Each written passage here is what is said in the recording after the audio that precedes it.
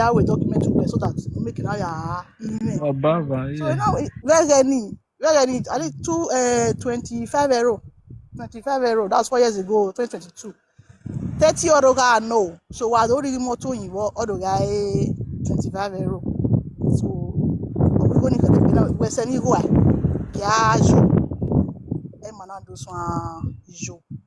so the man away a be me here to ya contract me ni try ni ya put in here or Italy, you know. So I know the man going to be contract, I'm going to your name, mommy Rita hold on. What time now? Type like I didn't your man touch you was when I oh touch you okay can one van or I go lad because my house say my image and me on your tonana. Emma go on like boy I can because my way on every way more I talk well. Maybe now your phone and your earpiece or your Bluetooth. Now my phone, now not be near the cater, so now me always like me and my minotana. Let me group my minotana, my group there now. Would I hear you, my sister? So okay, man. So you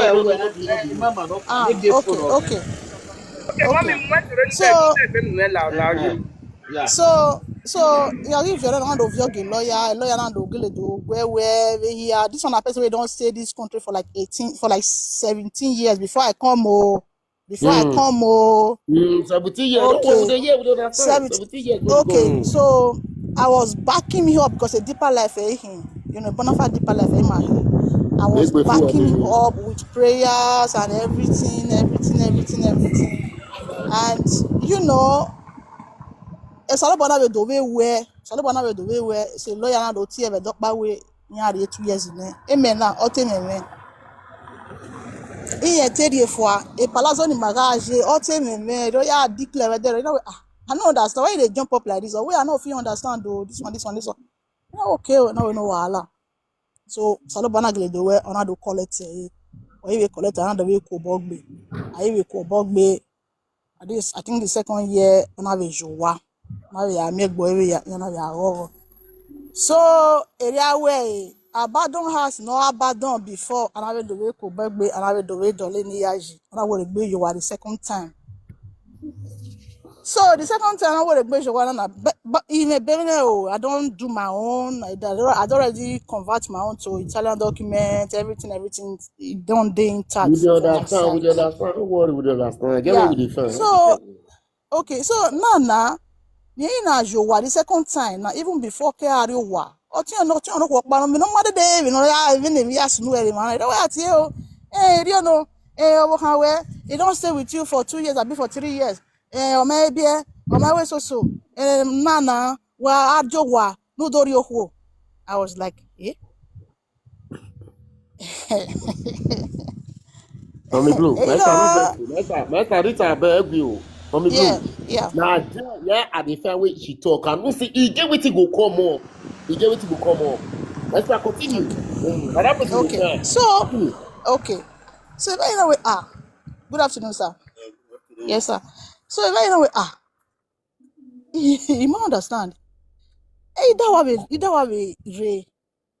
A document we have no suppose ni gada gada and even though we boy kede we have no agba wa hama wa call we are take care we are receive benefit wa we be or we when we are maybe we are receive benefit I make it wa have very only but to cut it short as in all this while not be say e no enter first time I might be aware. Second time, I don't know what happened. So third time, he came out with the old my son. He might to understand where the thing. Okay, so I hold even now when no, but no ni car hold on as in make I hold on first now. Okay. So any my rock any I do. Okay, I will do you on show. I think 3 months or before months or on I would go show on. So even before you came here, a day, like baby maybe me and a revelation work I read this second time now. Or maybe no or here as in character Live with no Okay, ko Rita. na two way now. gelere. Rita, Rita. Sa Wait, Rita. ma iyo mamu. Before taking the question, then now who was in Yes your ma. do? I don't know. Huh? Mm. Because when you can see, you know when here, Ima I don't know. I don't know. about where, who Mommy were to Blue. where, Mommy Blue. Etigua, who Mama, were Etigo. to when get a So but topic, what I'm trying to okay? say what I'm trying to say now, what Oh, I'm what trying to are say you What's now. up, the no, not Mama? bad group? What are you only know, eh? That's why we'll go get an Yes ma. equipment. I'll Yes ma. I cannot go give her. Abi, Talk man no as in flush out. I use the language. Why go directly? Language man, I Sorry. understand. Okay, I as a Because email me time do where they will not use the family. wegbe Am o I taking You them miscarried, you another? miscarried, you miscarried. wegbe that is yeah one wegbe o yeah we do so ni time video. Okay, unu gba no bi unu gba. I igba ha no but igba va e time ye me the third time hamagun eta. A family no okay and there we. Yeah, the first time near there we not we yawa the thing area. The second time now we the better we yawa on area. So that first and second time or soon before I could come again. Yeah, we win my ya go So enjoy. Yeah. Mommy okay. Blue, Okay. what's all what, Mommy Blue, Yeah. you put one enjoy your name again. I don't understand. This Mama Blue, you Presido, put may Iye you no wait kwa. now. You May don't she understand. finish now. Beg, may you wait. I No, beg. So Mama, Make we waiting don't me one understand. We don't get. so waiting me one try to talk. So what you read now? Me you can Nigeria reign now like 3 months ago. Oh here receive a call. Oh yeah receive a call with motor. Oh here receive a call. Oh yeah receive a call. Me one fabric akpan on rock woman. Oh yeah auto you done very far. Oh yeah auto you don't receive a call with do or tal of them. Me no measure now. I dey go work, say you not fraggle now we go for this period now. So you not fraggle now we so if you me now we are joking make about say now we are dey gbe mi pa na dey that is my akpare 4 something 12 12:30 so one like that. So me na person wey be say if I come I will cook, clean, do everything, eat, sleep because me worry here. So if I still get wetin I want to do online, I still do online or maybe so we like last 2 weeks ago nanya Irowa even dey free somehow character go and come you na okay on my phone opare no see ayowa the phone environment and the phone already everybody on my password the phone email everybody me password no problem. So about 3-4 days ago you are here already I don't know my body they tell me something me I check this phone so now they move the phone they give me the phone already. You know the password already, you know enter the password. You enter the password. I check something. So you don't carry WhatsApp. All chat, everything, all that delete your WhatsApp. Okay, no problem, no evidence.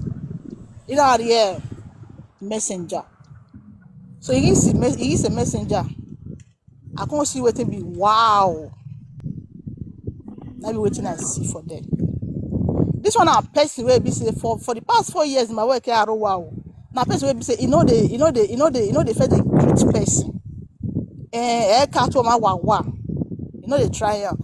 Or maybe you already talk about no we was how was your night? Na me they first dey greet. Or me talk na do here for like last 2 years. We e character when I made that dejo. We remain or be me as in my own father when he give birth to all of us. They have we catch him here where why you already I bu wa here before my go come baba labi wa baba. We catch him here. Can we treat Jamie before ke we na me labi wa. Any na report by mana catch we na we ka wa agbo egbu yo ni emi. Oma if you go dey okori na bolo for wa. So even many do me we na jiani abi na de ni maybe like messenger you come here different chat with other ladies magwan Yeah. me wa mi ogo na bo Mistake. me wa mi ogo na bo a message no when girl a day be around 3 something and while you're with that 3 something you walk with phone like bedroom. Good morning, sweetheart. Good morning, my dear. Good morning, my love. Good morning, whatever. Eh? So many messages. My wife, my this, my that.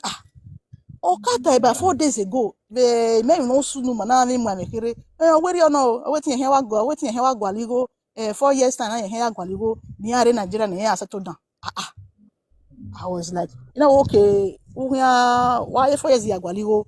No are Nigeria we are settled down. Now okay. Problem here. So all the no trigger me. Nija seshe e phone oge be na jana.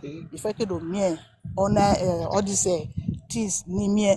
So I go screenshot all the shot everything. I send that your thing up back no repad over. On na way on me Emma. We send that your thing up back no Nigeria. Which on me on that me fezo we know there. We even right in here phone or thing ya check anything at all. We imamu ruabo ina we imamu ruabo we ya mu ruabo he onwe ahia mu ruabo we udo ho we marriage or udo mie we marriage only imamu ruabo ina we yes now okay I'm telling you that's what he said ina we okay we did every right ye what you want you are wrongi Rita, no yeah you can hear me.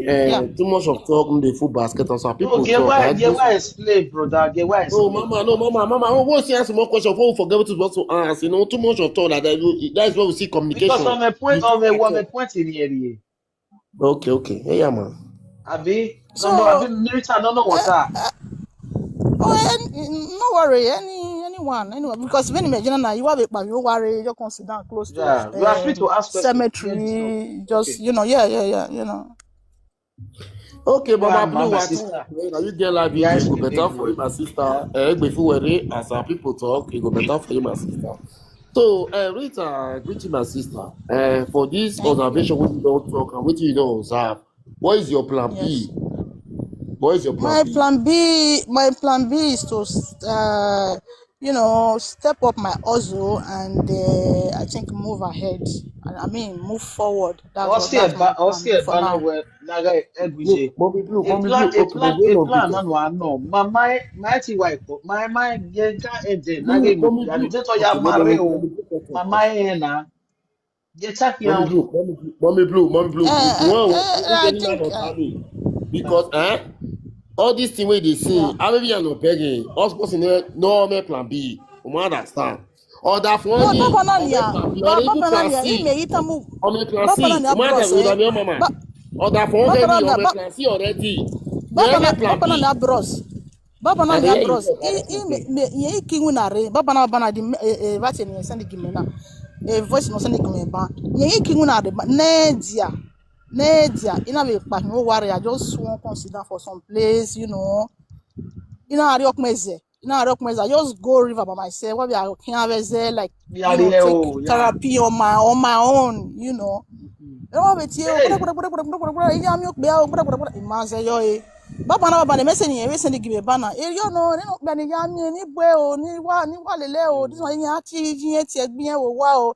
Ni e dojo ka ya gbin e wa o. Lele o. No pa o. O. We no tell us the voice here man. We no tell us ima we reply. It to tell man. I sit down for this place. yeah, Lando, come out to tie I sit down here. You understand? I sit down here. No, for that, you understand? I come up for it as in I take 1 euro for our area. Come very close to cemetery. I think if I'm here, I have peace. Anything when something they bother me, I don't they come this place. Yes, Mama Blue, I don't they Mama come Blue, this place. Go sit down. where would So you that's we're it. here? Mama, I'm a serious man. So area was but na ye gita we imo biawe he ati egbo he wo wa o we mo biawe ya mi o wa we ni mo e video ati mo e video wa Then a message you were many we're now. How come? In Naya, dear, we are who now I message you. he me message you me message and everything ina ka send egi emi ringuna onye na ti me we na ho emi ina wija you dey ask me wetin be we na ho emi you don't know wetin I send to Uma we get kavis ugwane. no ina send egi ma je ka so wana ma ta ni him mommy ma je ka so ma send egi you na do you na do mommy this one no be first time no be second time na the third time be this But this na time third time be if I answer Mommy Blue, Oma Bakun, Mommy Blue, Oma Bakun, and what I'm having at let's be frank and be sincere. As a woman, you okay, get my side, you and my together. Mommy Blue, man, talking, I'm Blue, Mutane, Oma Bakun, and she's very right. When you see something, you deal that man ass, you and my together, you say anything, you need to, even instantly, you need to answer your husband, or call your husband, or answer your husband, need to call you. Instantly, say, ask you question. What time you say you need to wake up, man, go do anything. You deal with man for us. You dey see different woman, they send a message, maybe they cheat. No, man, because this one are cheating. Let's be frank. Now cheating. Eh. Okay, she don't have to teach work. Other young man dey work, you need to send a message. What call is play? It's not good. No, you won't come talk and now say a day first yesterday he come a day first he come house he not see me I go see man today now he come house he not see me I go see man now he say you won't come call your family anywhere you go, even you go see your girlfriend, you go put the allegation of your son and you go see because he won't try to blackmail you wait for you. I understand. Listen carefully. I don't go about Rita. Oh, President, may you wait this on a woman talk. If you reach my man, go answer. Mommy Blue told her, then I'm concerned. I be a good woman talk now. Mommy Rita, you want me to talk for the matter? If you want me to talk for the matter, may you go straight to the point. Go straight to the point so that we'll know where we do. Because when we're tired now, is a lot has happened. When my mom boy can be out, we want pick up our no one more do where we work on our not done. So if anybody me phone now, see how wide do I did by where or mamma or Nana me wo boko we gbe. Hello, Mama. Solo Mama, Labu. Come, Mama. Labu. Ije ba ma favorite book yan se. What about okay, the baby not that way. Every time me where even session a phone or there. Mudane. Oh, wa go egon, mama go. Wait. We can meet you. Mama. Nane sister Gima. Outside the day. Nane sister Gima dia o mu go jo hu ne. First. Introduction pa no. Wait time. And Umay be biene. I did that for you were taking now. Bring Oku President back. We're not for sure now. Why you come first? Come down. Mommy, Mommy, okay.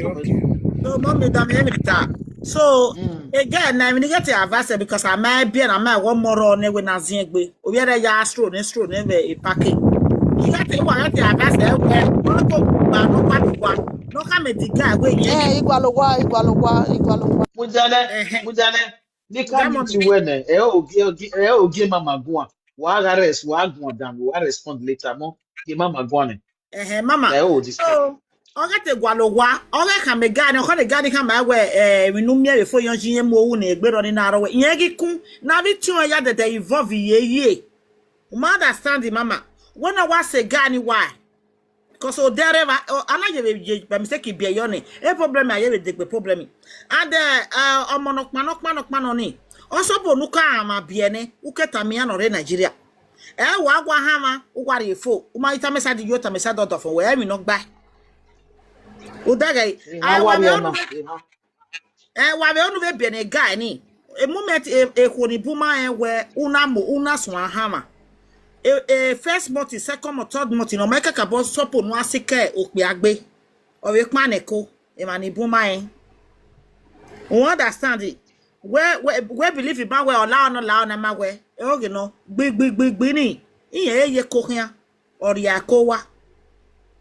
And or that for when to but that for when you when I forgive who were not taking we gave it be our ata mege koka say 2-3 months no ma do to mo kuno e maybe o malaki weba on your opinion you make Mommy, from the first week he come order for me they trust in ogiro okay it may take a mother for yen here madani ke kama obia no mo come he come okay when no more yani na I can double kede Mama, Now I because took you making Mama Mujane. Well, the body man get the wrong. Get to kinata mai. It may be ban. I thought that for reason also. Maybe watamada for about to gogoni. O mukba. O yatamiani re Africa. A man or your mammy bon. What a sandy. Where ya to Ghana? urere ugbe na dege god de ero ma o una dege mini ne esloba we se we osunu because me metika with that happiness I na kaka osloba bless you we okay go and share your blessing. Okay, it can be family me because both the man side and the woman side, both of them now they are yeah come together like one family now. Okay, metika me family we be the man or the woman side, it metika me family we them o make ya kama. Okay, me don't come a family me and that sunu. I have to use my brain and live there because he come away. He may come away me that masunu. He don't come away. Jame ya kakonwe. Or man on akamiya. Or kamiya ni na. Ah, be do bobe bi money ya meti egbewa. Bo be wane. So we no bad ni na. Mama, here set it bewa. One, here set it bewa. Mommy, okay, family so vie boy we matter. Or konu bi money ne.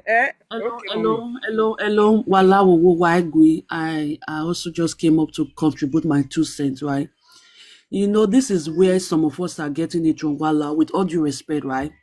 Did you hear? She said 2 things, right? Or when Yega dey in distress, she go waka go river. But may you fair waiting. I know the purpose be the talk. I beg. No, big, I know, sister. I go come out. I want me so that you will continue to the talk, right? This woman, she is distressed. Make she talk. Let her talk. It's therapeutic. She said she did that near cemetery, so she'd see life. So she wanted to pour out. Before you cannot contribute. Make she talk. Let she talk how she feel before we cannot contribute our 2 cents. Before we cannot try to give her advice or whatever. Let her speak. Contribute to your. At the end of the day, she's still going back to her mess. When she talk, her head go free and when we empty. Wala wo go na lay down I can't talk. Wala wo jeme. Why forgive me? There we need some magba. Bye. Be happen where you secretary or wagba. We wagba do go with wagba. Ya boy secretary. E matter no. Brother no ka afia me you because he point it here on the man material. Brother when it na what you here. That's why you got go body. Because no afia me you man no. Yet is sick no re. Understand because a mirror no die worry. No tell no time man. Oh yeah me no bad the man we marriage now. Although your friend the woman or you where this to where here na we mo ba wasi ezo re na nye we emi no yesi ezo a my sister emi na yaro one I mean oro egbe Go on. I mean oro egbe my sister egbo have go with me solution because it's not letting big man ebo na social media na even help man ebo Especially understand money. Esa net so Mama, wale when me kwenye cut them on passing. ere dokta Mama, meze tiko de when wele neze no. he cut Wele them on neze no yari passing. o. Eh? Wenu wa bege wu Mama, gbede na when na me ime need ya bege wu gbede na yezi yo. Nenu gba ye ku me hiana. Ta wenu yeah be wu gbede Mama, e he ko cut drop them on passing. Now when he be so raw, ni me forgiveness. Ina we be so waro, he me forgiveness. oh attack for me Ma guys so bege we phone here to follow any. E phone any ni ege ni na bege. Emi no bege ni. So emi no pe ani mule no huona do bege. Evani etredi la ladia. Begbe. So a secret in any we bege any. Because a phone in we joni. A family ye on a wa. Iye ya tai so wadi ka teme na si mami avikpi ya ni ti a family wo wa. Ikpi any small thing anything wa bobo kan we gba wo me ma na o girlfriend di we no e boyfriend di we no. Ka yo boss we ka yo we so. Yan ya ti e da area o iye. We ni wi na hin yen wo wa. Ami ikpi ani ya ti eri ati hin ani. Ti eten yan wi na hin yan wu. O pe no ma so pe yan. O pe no ma so pe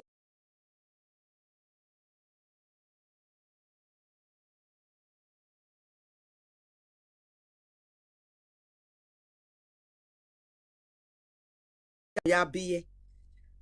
O ma ese o wi yen ha ma o hen opa opano o ama o give opano. So etion ani ye yan ye ike wo wa. Na wi yen managi soto we kenu weje. So advice ni me wa me nu wekere ni me ye honbo. O gwa ne family mana iya swen ali hiene we ma e biejo. Uga ye we biejo. Emi no sunu wa zewe o ye be sunu wa zokoko. O de ere mana ekenu we je na teme ge boda we. Thank God you were agbon because we ma me no here easy. Any ko gala onia opa because here ready yene. Etion egbo etion upopo wa beri yen makwe ni ebe bie yen ma we are any okwo ne uki gbera ma suppose nu ata mo da fun we eta ye yo kon we okeke ni ta ma gie koni gie ro ani siso we o ma o give ma o sunu okay a mistake no maybe uma o give ave sunu okeke nu we leva me we abini nata mi ana no abini na we amanu because ikpe so waro wo hin awa ye ka ga ita ma da fun o wa mo ba bo ma de no ma ba dame ma ho amawata mo da fun man dame ho na mada amawata mo da fun because uga go kwanu gweje owo won na ebe nu eje o mi pi egwe o pi anekwe ezieme be na be mi otion manekwe ezieme amwemele eni ya we ga dogo pi anu we mare ekwe ezieme any small thing or ti o wa ni any small thing ya ta me family well when we bani we set be wan egbu we o e matter na okay mommy mujane okay we na ka ma ne ko ka wane okay ne ko na wane bana odo ka me di ma we mani de ne ko ogbera ne no ana metik ma no we bonana e ko ga suke ane from Kea kana metik or igbera Kea no metik man. Okay, at the end of the day, or do come demand where your money day or do give a one kind attitude. Maybe I can do no come money day attitude do as soon will wow do because it yes why I money and I we make and we tied down, you know, do have a character ladder right now we're giving we hear you and a cook better and one metik man. No, that is you cannot go and do abortion anymore because of better 3 months in it. Why here you are that situation? Because right now we're from a better character and we make me from the beginning. okay e na hiari u na hina we ohu ma no hu ana ata we man agmota be mani hu pa we no gbe bata yo we on eke no na ba lo okay we boy we ogwanu we biye we be ga titun we be mi ni be ni ya gu we gun abe no ya we mi we ma keke nu we wo de na ma keke ma ya yi o dere ma odo abe gbodo yo ma din ya ama emi o ma no wu de we awa gbodo yo idin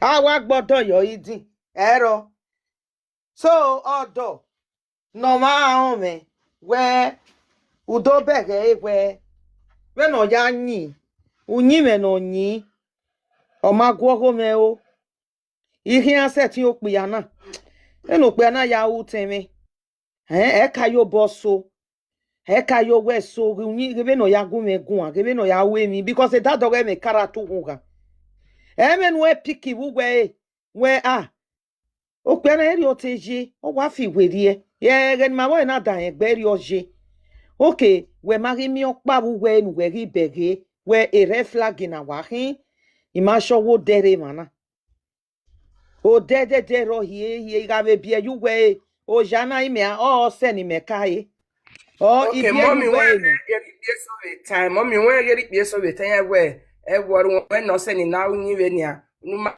man be a meno or Yama nebana, or Ama mebana, Yafi warrior, when it so be going very home. if yes So only the Gwavi man can be no what take it by Yafi warrior, worry, because they not say not on yes, or yes, Ganya Daniel. On a problem, may judge anybody.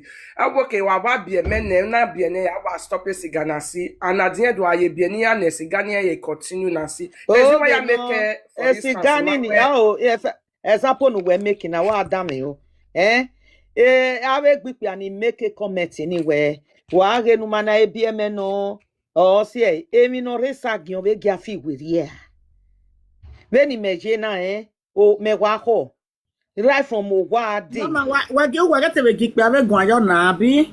La, Nikpia go because Emi run me atam again now my sister.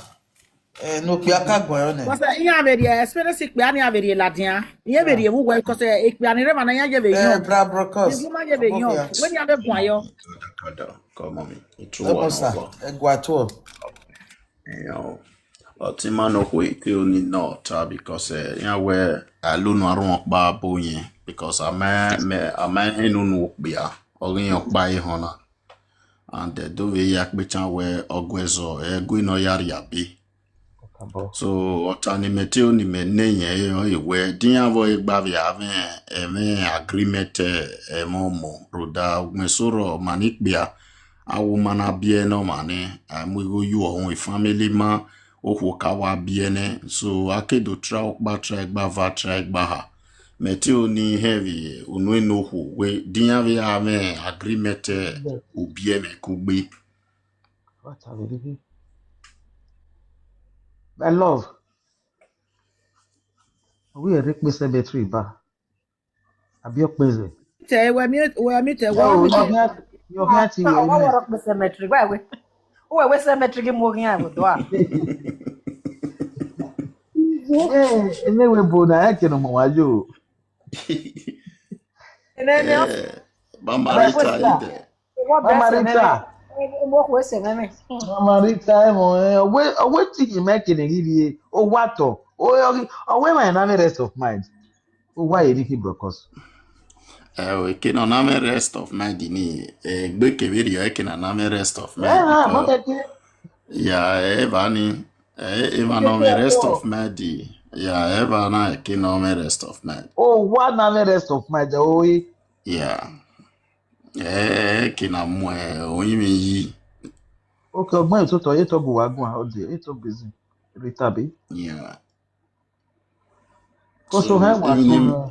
yeah because very me ebegbe otabi ni aye na ye emotion yawo understand beni ya evaje yeah wetin we drop here with gbe more wa government When we in commodity, Network Monday ya maybe wetin more with gbe more wa government on mute Yà. Minister Joet Saban where atamo da fon wa ran the place we no da fon wa ya ta lo no so when me je mi ara ma mi ata wi mi ara then mi abi meta e month ni mi abi meta let's to ya o mi e bi me meta we get then mi abi because me ke bi ma e me so honest meta Ní gbé bàbá rí sáré lẹ́ sweetheart àbúrò yeah sọ. man understand Minister Joet try not taban te man no ma ta mo bo una le go do no maybe ogogo ya ta here why ko je no Ọ̀rẹ́ ìdọ̀ tó máa ti yàn mí. yeah No, Amarita bokia no, mommy, I dey hear you now. Yeah, yeah that's I say whether you not get any agreement of to born pikin together you not sit down get such agreement for inside the relationship yes. okay. So now, after all those 3 times where all those things don't happen, you know, say when something like that happen to a woman, there are procedures for abroad here. Wabi je hospital ya hemi no see ne e hani mana re wabi kukugbe ya Kakabo, we video. Kakabo, yeah, yours to Okay. Majo, Avejo. So, yeah, we We yangi what's first no. one, yeah, we yeah, ma, no excuse. The second one, no excuse. The third one, yeah, we may I not stress myself, but I think that period I wasn't stressing myself, you know. So I don't know. So yeah, to be able with this, although okay, I think the common Well, you beg you being origin. Okay, so which is to say, if we not see any more na mana soon na obuwe okay day, it might be right. I wouldn't know. I don't know because Okonoka baby and Okonoka baby and yeah, we're going to have ya Henry on ya going to be ya stay even like it Baba very only you're going to be ya Italy before Okay. So igba kyan ni yeme one because according to explanation where udo life on re udo mie where yan wo ho we gbagwan wo wa bo do. So igba kan ni yan gbagwan bo do ni. Where we make problem with it, where yan wo ma be gbagwan wa go ni seti ka be do be go where. I don't know if there is anything like that in my problem No, with there's no, with the no, relationship. no. I don't have that kind of thinking faculty. No. My last question be on your one more boy even no more way now Zuroda we no go not out again now do maname problem with no rowa but uyagi fun re udo mi no aru we yo na gini no rowa no gugun No, Rowa. keke we Me maka me adere or come no Rowa because before me kata in a way work casual. That was last 2 years ago. Everything was okay. Then last year now, was saying me anaga no we imame hirega ro. And imame ni o makame ime gwanjo. So I don't just know why ni any imwame na ro ne ya be do mano hin unu ya imwame ga we wa bi yan ọtí ọgbà okay ọtí ọgbà. A family will support me their own one. Because now the judge will decide the man. But what of your own family? Are they in support of your man? Like what do you have a support to where you have a Z that we come where we marry to send we are not done no like what As I said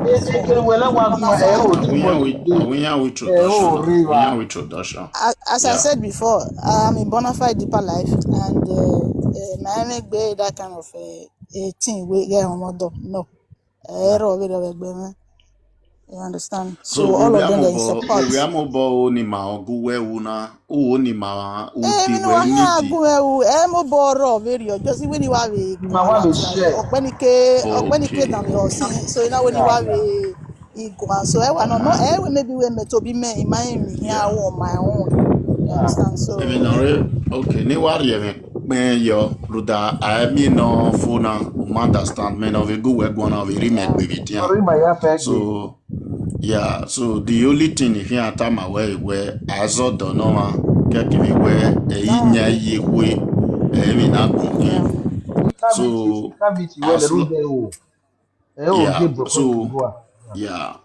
so as the normal and the inya ye way so why vagbarone and living together no wavo egbajina o ma ve iro no henye or no hon we so why no gbaru we apart from why no we gbe ni bata wa kino na yawa so pon pa no omi ma ni pe ya ti la le fe na ha we igba kan we igbo ma ve ri ono bo zeve me nu we muri ru danyere ma na no doze nu no manik bia o bia no seti wa go wo paro emi kemi ni marita ma we ri ma gberi ma mu ologo kedomie ipi ewi ma no wari gba yo we wi ma pa eyin kin ago aro no we do asia vita me gbene no do resort oge ogofo ogun awo wa do a changes hiri do aro kin make ko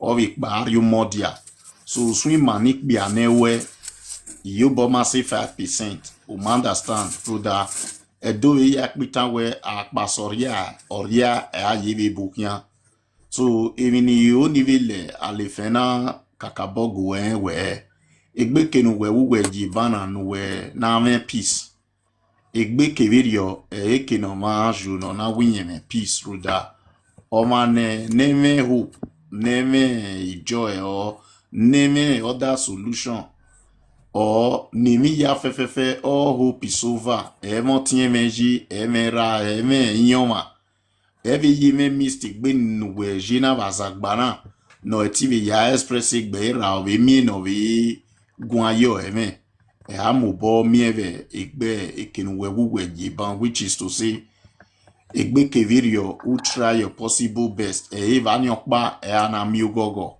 weti be kpayivari zeve water we na migo kpayivari be gwali yovi viarie maybe deve yewa ave yemie edugbo no manje ave keno ve gioma tota ine mana ve gbera ve ya no ve maseva keke we odege avitimesu ni ko kavita ban we emi no gine emeko na mana enwa amobo lowo zewo ku ruda ikpie do we ya mobo pitan we oku ra ihwe do we omo aya anya pia keke we ebe ikpia ya ra ikpie do ya yo monya boto pia na reve gbana no me kavi biera no kavi momo uga biene ovi hen evaluo money ugbe so amaru dinyari nyaveri amaru din ekweri nyaveri dinyari ekwe oesi so gbe so vero mo money vi renusun so zeve we iside we una gele we mo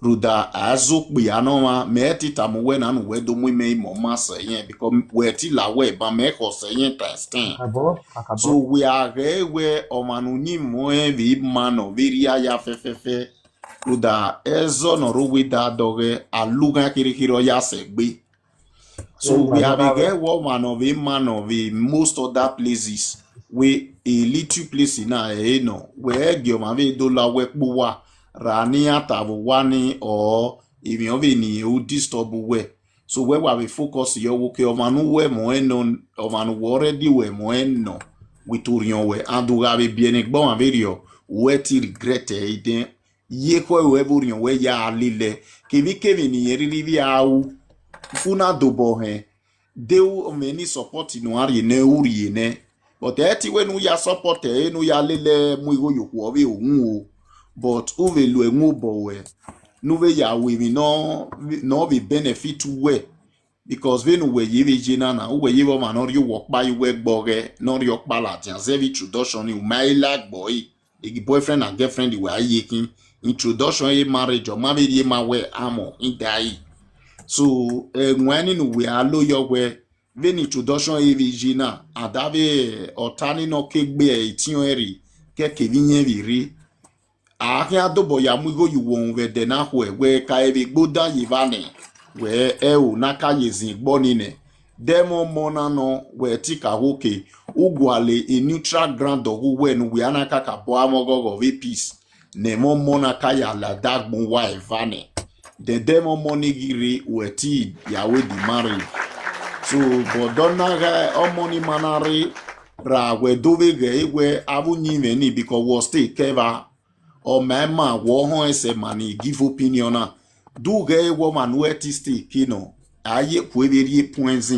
every na yesota utie tota wa eva zevi yunu wa be ze magbenu wa ya so alele gbe wa be ti gbe tota we benimina gijeviria wezo eviyo no aya ariokwo we vodo menia vakia ikin ma gbime ukin aya me gbiza bakoye mara ukin weni wari ma si photoshop venu we aya wa bezo eviyo a conclusion wa really make ivo din aye be continue wo do we have interest in we then we be riri be a plan even no aya sugba we ko da oruda yawe okwu ya fe no roi da doge mo biage irik bia ya no viroi viji so nu la wo no manita uvio yawe mi ne man ro be si ayi platform mi ma ona me pe ni mi atayo wa ya to wa pe Okay, uwese kakaba osalo God will bless you, Daddy. uwese sir. And the other first one got about where concerning ekino oyimiji ti wa ka boss ko or the cemetery far wana ike I dey like to sit down for kind of No, in my year, I but I but no journey, so sweet as when we that dog me no like so piazza so you know so no, in my why you only but there's kind of breeze no there's kind of breeze no where be say you go clear your doubts, you understand, you go clear now not even when I even in Nigeria, my love. you understand. La wo ni wa no water na before ke because I was like brother no. Yeah. Na not tell you we ye we work bia na ye we won. Okay, we money tere bani, but italeme obungbe any small thing yet you want the way ni ya ti wa me ti very on that's why we Christian man. So any small thing any small thing any small thing even say even last year I remember vividly. But you know, we for like 45 minutes. We could I feel very gijeme. The turn of the race pain, the same thing. I do them no harm. I do them nothing. You understand? So I don't really know. That girl, maybe have any answer now. Maybe I can't hear any no why until you have your power. I understand. When the beginning, the relationship one, Yeah, I want to go who day, like Kado, yeah, tie your one. yeah. Understand? No. You know, before Okoke Kumereni, Ikare do Mione Buba. Okay, Ikari okay. Taline. You understand? Ikari now you not spend like 2 weeks. Then I finish a master me. You not spend 2 weeks I am on my video now. And So the day we no soon where I settle with the boy. Man, that's why I conclude soon between maybe on what do boy. thank you. Yeah, exactly. Mami Maybe and I all those activate things ya now. jore, We got to have you the understand? character we want to take to now. Yeah. Exactly. But he Okay just now. rush the thing, introduction, just rush and you know, before the war even start, even that one week, before the war even start, just one before that 2022, you know. Okay. So When no that's what just it. about when no what about we do when we around we not report when but you know why take am man again. Wait. You may command in the No, wait, river. even hear me, way, but because of already don't want to anyway, Yeah. love everyone. You understand? So, yeah, you hear why I think I hate everyone is a sin to me. You understand? That's why with my boy, my road walk man, so I can't just hate him like Well, no, that. maybe not understand the question. Like me now, what the meru what na. One, in your past year, ni manan si no je one line one yori. Give me ana. One me your pan no do amori, no do for ori. Understand? Now they me love you. Mm, In the game now, come I love you, wa. Cause if your pan that's must it. no just no at this trouble way. No ye no way for na. That be the too much talk. That be the too much call when The they do. family ni wa no. That is not At the no family no not be need say they not be say they call other ladies so the family family, that's just the family. issue. That's just the issue. That's just the issue. And the brother and my way family the relationship for them. Yeah, when you come scatter or knock back. That first one carry agwe so te yan woni na we dey buy lala gian before me kere so I don't know we la o dem na ho so we fear for agwe so only we on one dollar dey dem no dey gbere obo so Mommy, wait, my family, my family. Ìyá tó yà gbé táwọn àbọ̀wọ̀n àdé àṣàṣe ìrìnàrẹ́kọ̀ bọ̀wọ̀n náà ìrìnàrẹ́kọ̀ bọ̀ ẹni. every no dey call A ba wa family no just that ugbe way. so A oro we family do Okay. ni no. I so can't I see now a oro family. because oriten bo we do ni way bad communication corrupt good manners no I even after mo Okay, wa I'm ya with you no Matabunya. A family reckon waja. The man with Matabunya. this is what I'm No. saying And not be the this is man what they I'm call saying them. now Okay, I'm yes not your now. one. Because if the man not Oh, bad, you're not supposed to they call a family. Many family they know where to they chop for house. Rita, As long That's the as we issue. know the phone to Rita, yeah. the man no can That's see, the a man issue, understand ma. you're not high. The man understand you're not high because why? Often or over, or having Thank or you, rain. mommy. I want not now. What that We're problem? family, Yeah. family. Other Oh, way, who mommy. women of the day, oh my God, you way. Okay, Any open way. okay. Oh God, you way now. I'm not Well, performer. I don't really know, Ayaka. but the thing is that Eh. So a family, uh, you create a room, the family. Yeah, me way for. exactly. Everybody go away now. Everybody go away. Exactly. Man, understand Àbọ̀wọ̀n àdé because àṣàṣe Yaze ìrìnàrẹ́kọ̀ bọ̀ get ẹni. terukpa. okay now, mama. Mama I'm good. listening. Yaze get Hey, terukpa. no time Make eh. na tori. Carry experience eh. TikTok, 1 minute, 1 minute. When we one more challenge. This is how we have here. We need to Lawo begin. regwe o, my sister Rita. yeah. Okwomekin. Wute mo money no romo bo. It affects me, I to understand because make me be better ni. We get tired that for me agun we kan or whatever. In my experience, all those ones though. But mami una okpa no ma. Ana do me we get wonu te bi ene omo na madoare all that Grazie. okpa no mo family. No me gen family. Neji go die we can family eje. So we are on we bi omo well in because of set it down the family no nu ino ne omo no je ki aye bi. That was what I was experiencing. So me igba 7 eyin ha wa. esisi madia gunya okpa eyiwe. At you understand? So brother kpa no water ban we do wa hospital. Una time. Yes, we hospital.